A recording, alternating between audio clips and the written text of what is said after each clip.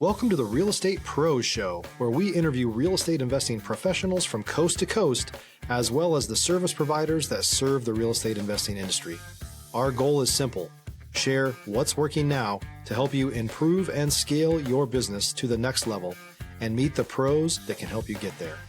Real Estate Pros is powered by Investor Fuel, America's leader in helping real estate investors and professionals build the business you need to live the life you've always dreamed of. Let's start today's show. Property insurance for real estate investors doesn't have to be difficult, but it does need to be there to protect you when you need it. MyInvestorInsurance.com not only provides insurance at 15 to 30% cheaper than traditional agencies, it's built specifically for real estate investors like you. You can set up an account in about 2 minutes, get quotes on properties, turn on and turn off insurance for your fix and flip or rental properties in around 2 minutes without having to talk to anyone directly, all through our portal. There's no better way or faster way to make sure you've got the coverage you need to protect you, and no more lengthy policies either. Once you're set up, you're billed monthly and prorated by the day for however long your policy is active. It's powered by MSI, the third largest independent MGA, with 1.5 million customers and more than $1 billion in cumulative premiums written. Get set up today in about 2 minutes at myinvestorinsurance.com/fuel. All right, guys, welcome back to the show. I'm your host, Brett McCollum, and I'm here today with Melissa Nash. And today we're going to be talking about passive investment the right way. The right way, guys. Before we do, at Investor Fuel, we help real estate investors, service providers, and real estate entrepreneurs to 2 to 5x their businesses to allow them to build the businesses they've always wanted and allow them to live the lives they've always dreamed of. Without further ado, Melissa, how are you? Hey, nice to meet you. I'm wonderful today. Thank you. Perfect. Well, it was really like I get people are going to get tired of me saying this. I really enjoy getting to know you pre-show. Learning more about what you do, some of your family balance, the lifestyle that you lead. It's been really great. But I know we're going to get into all of that, but I just want to acknowledge it up front. Like, we're going to probably be best friends, like I said, too. Like, just heads up, guys, Melissa and I are going to be friends. Just hang out and watch. You'll see. But before we get into all of it, Melissa, back up a little bit for us. Give us some history, some background, catch us up to speed. Who's Melissa Nash? Hey, okay, let's do it. I'll jump right in there. I'm always like, okay, how far back do you want to go? I was As far born as you in, want. Yeah. No. So my real estate journey really started, I want to say 10 years ago. And the reason why is because we all know the big 2008, 2009 crash. And I had dabbled before then and failed in real estate because I actually didn't know what I was doing. And Right. then I started a business that went out of business during that time. Our family, that was like our income. I mean, a lot of people's businesses went under, and at the time I took it very personal. But looking back on it, shortly after that, I was like, this was not a recession-proof business. It was a clothing manufactured business. We imported clothing from overseas for kids. And when I'm talking about not recession-proof, these were, I was designing children's clothing. The jeans were like $85 for like 2-year-olds. Oh, That wow. is when what happened around that time. People are not buying $85 kids jeans, right? And so I knew that I had to create a new business that was going to be recession proof. And I always Mm. knew that real estate had that potential. I didn't know why, I didn't know how, I didn't understand, but I just knew millionaires owned real estate. And so that really led my journey into diving into and learning. And as a mom and a wife of 4 kids, I also didn't want to go to, for a little while, I went to a corporate job, and I was really unhappy because I was missing everything. I was missing the sports. I was missing the activities. And, the school sends you a thing like, hey, your kid is getting an award and you have to be there at 11 Yeah. o'clock. And I couldn't be there. And I was like, okay, I want to be there. with my own schedule, my own time, and I want it to be recession proof. So that's kind of what drove my real big desire to just really learn everything I can. I got my real estate license here in California thinking that was the answer. Stop living on an island and join the #1 mastermind in America for professional real estate investors. Investor Fuel is a community of hundreds of the nation's top investors working together to build stronger businesses and better lives. In addition to the amazing community of real estate investors acting as a board of advisors for one another, Investor Fuel members have access to 100% funding on purchase and repairs for our members only, a health insurance program, and benefits and discounts that more than pays for the membership of most of our members, meaning it's actually costing you money to not be a member of Investor Fuel. If you're looking to scale your business and build a business that allows you to live the life of your dreams, please visit investorfuel.com today and book a call with our team. Yeah. Realizing, no, I'm not a buyer's agent. I didn't like that. I didn't like open houses. I don't want to do that. I want to be an investor. And so my very first property, like kind of skipping ahead a little bit, I was introduced to somebody that was doing turnkey real estate investing. Okay. And I thought, okay, like I live here in California. I can't afford to buy rental properties here. The math does not math. So I knew I was going to have to go out of state. And so trusting the right people was scary, but I hooked up with the right people. I was very educated. I was very prepared at that point because I worked with a mentor who was preparing me. Hey, these are all the profit centers of real estate. It's not just cash flow. What happens when you have a renter that moves out and you have a vacancy? Don't freak out. You've got to be prepared for it. And your other profit centers are happening. You're getting appreciation. We're going to get rental increases. We're going to have some tax benefits for you soon. Get more properties and those will happen.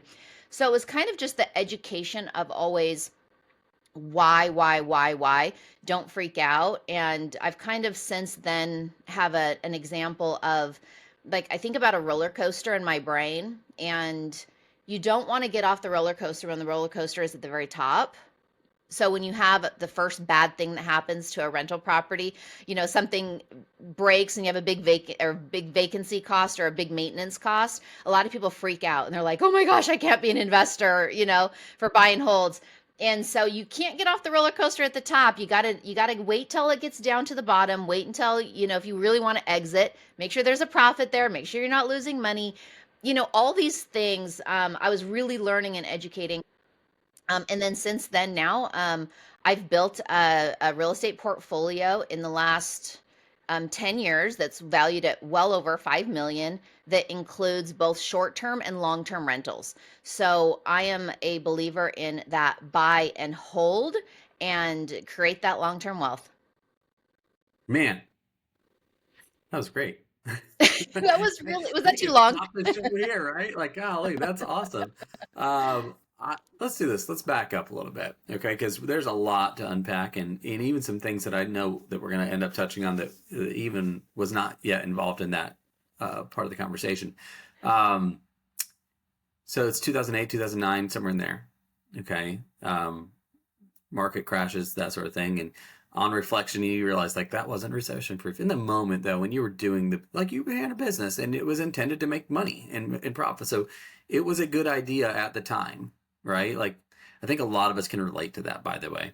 You look back like, man, I probably shouldn't have done that. But nobody ever makes these decisions thinking that, like, these are good. I'm going to make this bad decision anyways. Like, I don't think any of us really do that, right? Right. And it was probably like, it was tough. I'm sure going through that was tough, wasn't it? Like, it probably was not an easy experience. What was that like back then? Well, we started this business with our kids. That's always been, I wanted to surround my life with my kids at home. Like I wanted my kids to be involved. And so that business, it was a kids clothing business. So they were there every day with us. They helped us. They were the models for the company. They were at all the events. We went to so many events. So it was our little family that we built this. So yeah, going through that, when we sold wholesale to little stores, boutique stores all over the country and actually other countries. And those stores were going out of business. Brick and mortars were just closing left and right. And so they weren't taking their orders. So we were just stuck with, $1 million worth of orders and inventory, and it was absolutely, you just feel like, what am I going to do? Yeah. Devastating. And you can't not take it personally, because you're like, did we not see the signs? Did we, is this us? Did we grow too fast? If you're looking for consistent, high-quality leads, look no further than Investor Machine. Investor Machine isn't just another agency, it's the most sophisticated, data-driven lead generation company on the planet for real estate investors, and serves the role of being not just a lead generator for your business, but a marketing partner that is helping you achieve your goals along the way. Go to investormachine.com to learn more and schedule a call with our team today.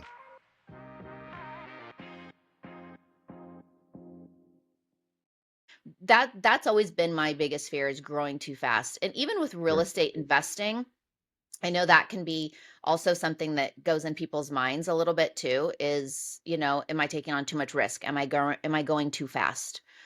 So those definitely, those feelings kind of hit hard back then, and then hit hard again when I started investing in real Sure. estate. Well, how did you end up navigating through that? Like, because I mean, it didn't happen. You know what I mean? Like quickly. I mean, it took some time. I imagine. How'd you navigate through it? You mean from the business, from all that was going on? Yeah, we Yeah. Yeah. we tried to hang on, and we were trying to switch, and we were trying to pivot and go, okay, well, the stores are going out of business.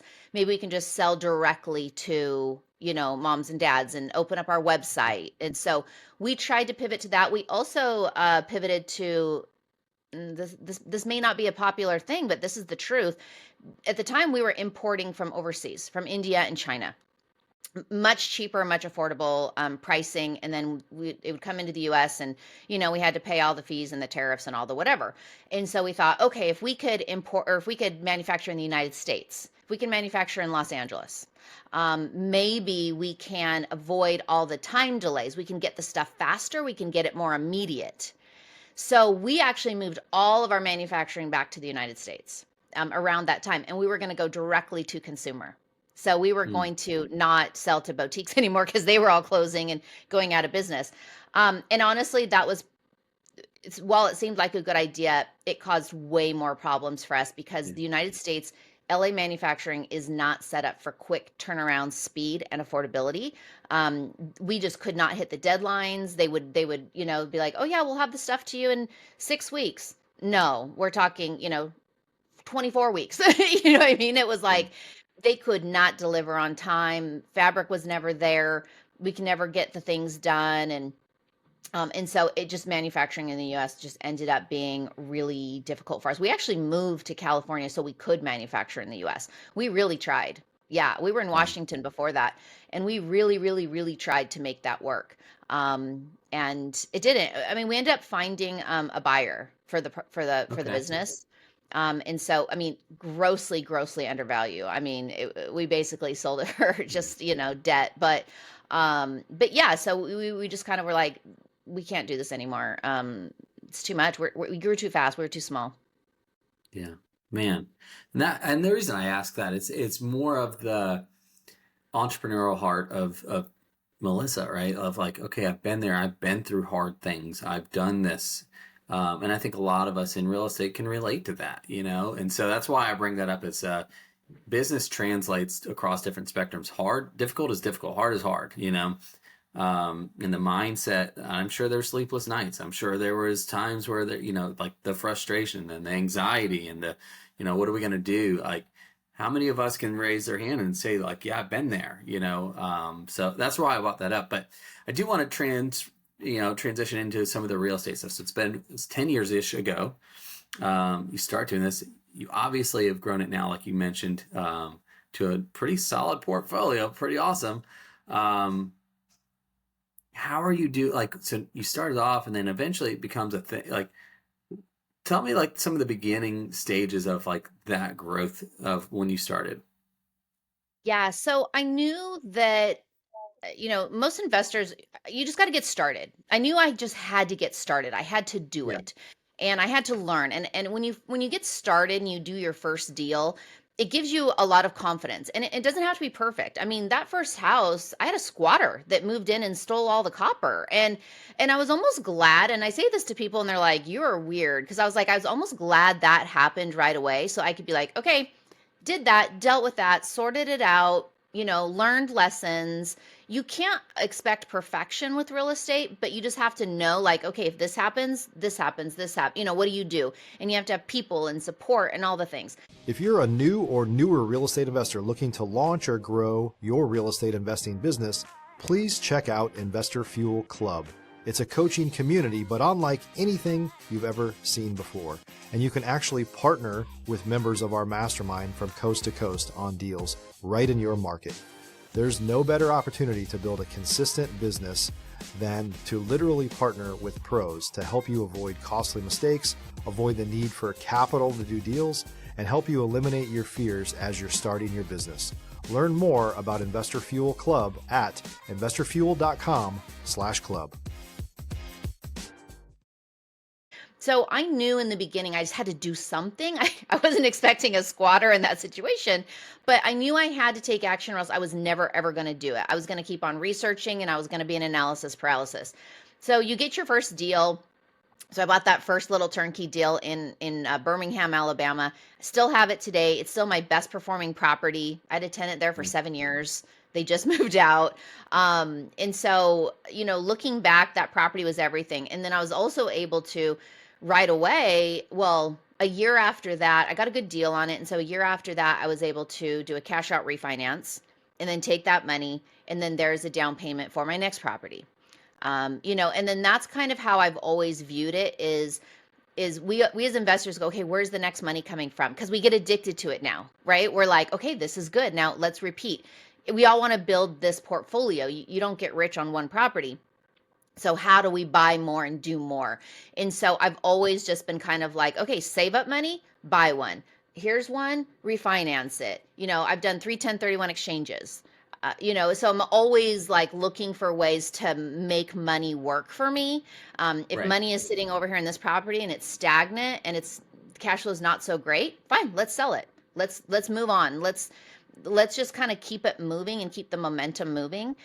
So that's been I'm building the business, but I'm not in the business. I'm not managing tenants. I'm not doing renovations, so I can grow and scale because of the way I've set it up.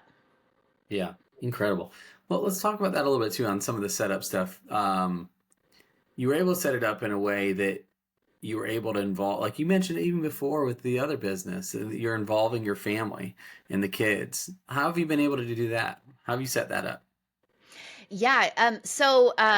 Yeah, good question. So I've always known because of what happened with our business that I wanted to create this. Actually, I went to a wealth conference. One of those, I didn't even know what it was. It was just something locally by me. And I thought, oh, it's a real estate thing. And I went to, and it was it was a family office event Okay. where they have, the richest families hire family offices to manage their wealth.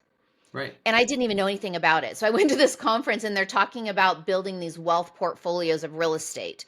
And so I was like, that's what I want. I want to build this wealth portfolio for our family, our own family office kind of a thing. And so we bought one of the properties that I bought. We had to buy it in our name, our husband and my name, but we tagged that one for my youngest daughter. And we're like, okay, this is going to be her property. And she was, I think, third grade at the time, third or fourth grade Wow. at the time. And we told her, this is your property. You own a property in, Alabama. And so she went to school the next day and she told her friends, she's like, I own a property. And the kids thought she was a liar and they're like, whatever. And she didn't really understand it. She just knew that she has this rental property and she's got renters in there. And so throughout the years, she would check in with me and go, Mom, how much, how's my property doing? Are my tenants paying my rent? And so we would teach her and, say different things. And now she's getting ready to go to college. And so we're having those conversations now. And what's interesting is one thing that we've kind of figured out with her property is her property brings in an average of, we just did a rental increase. So about $500 a month profit on her Okay. little cute little property. And so we were running the numbers and we're like, okay, if you go to college and if you take out student loans for 4 years, now college is expensive by us. It is everywhere, but we were figuring out, okay, let's say you took out loans.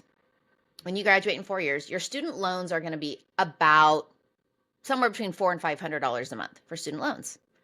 So we're like, guess what? Your rental property today brings in $500 a month in positive cash flow. Just that rental income can pay for your student loans. So you can pay for college that way. Or we can also go, okay, well, by the time you graduate from college, her property, there's not much left on it that's owed.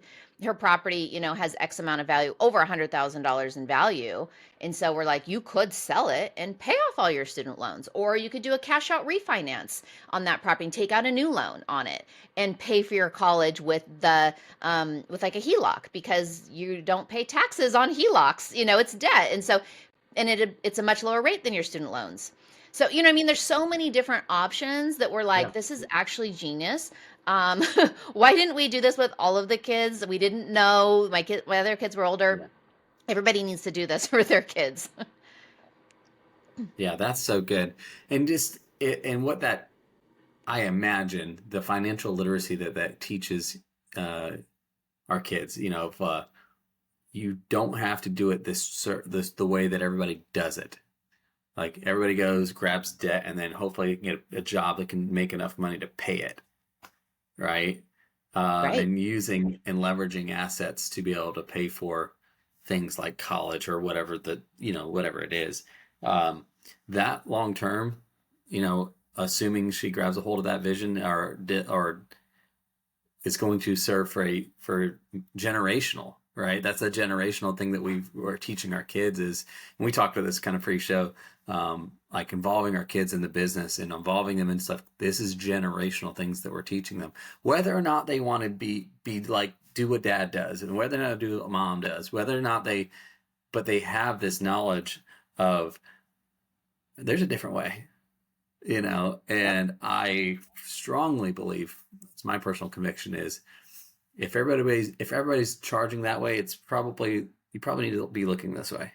Yep. And we're teaching them that, Yep. so good Yep. job. That Well, was really cool. thank you. And I think the other thing about it is too, is like, she's now looking at college, particularly this child, of like, what do I want to do? Not what makes me the most money to survive in this Yeah, world. So to have that mindset to go to college because you want to go and you want to learn something, that's a different experience. totally. 100%.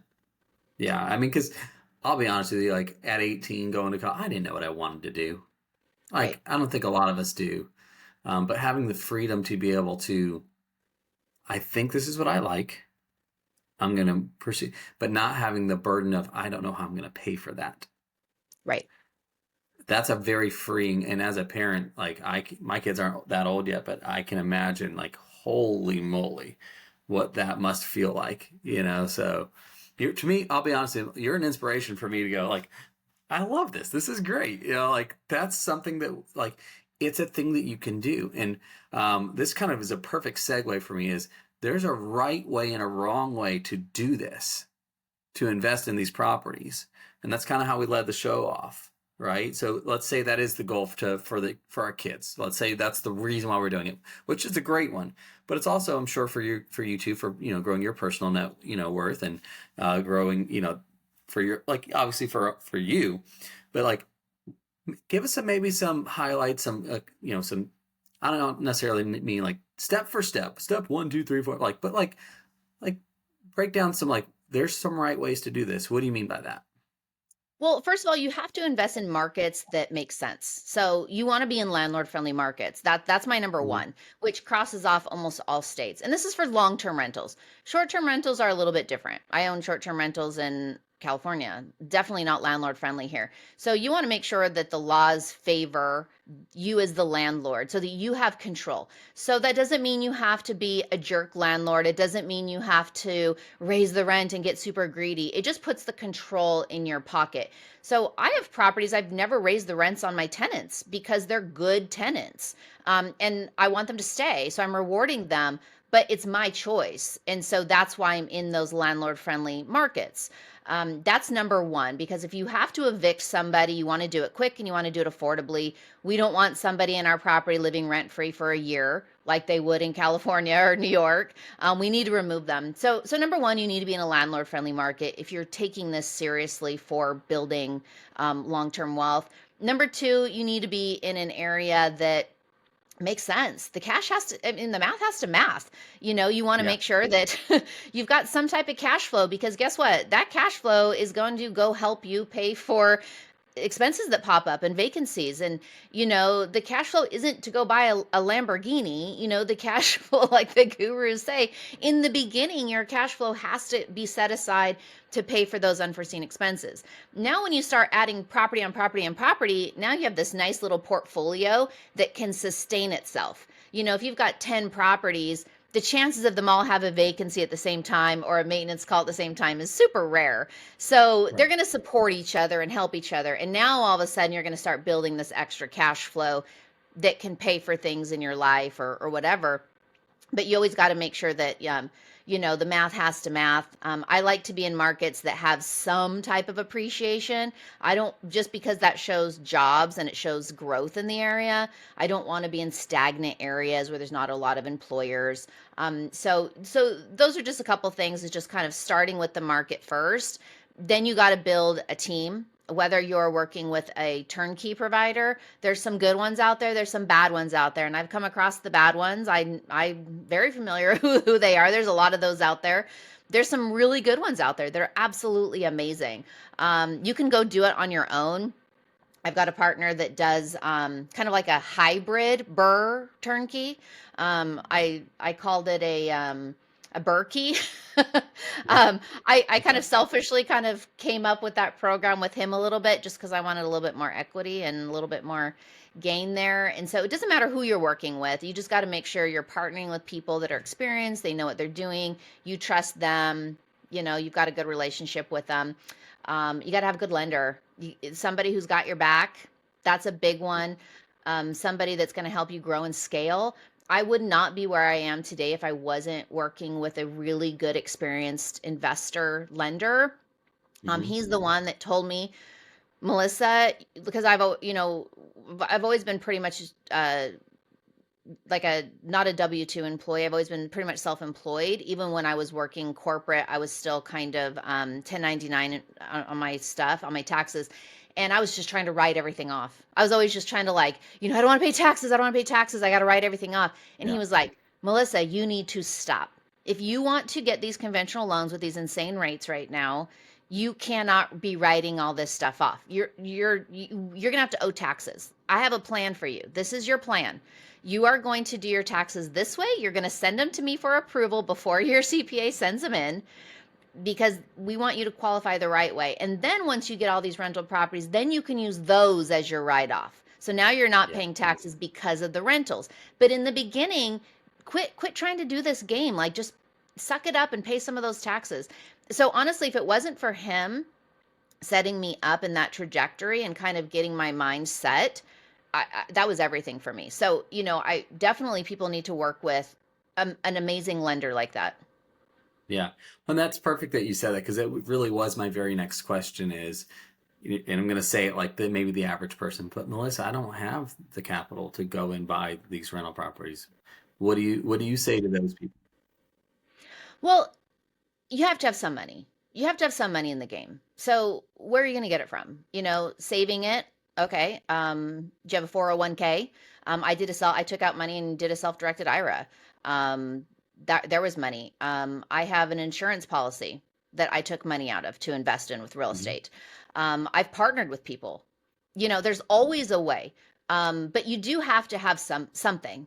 My very first property, I think it was $15,000 total. So I mean, you got to get there somehow. However you're going to do it, you got to have something to Yeah. start.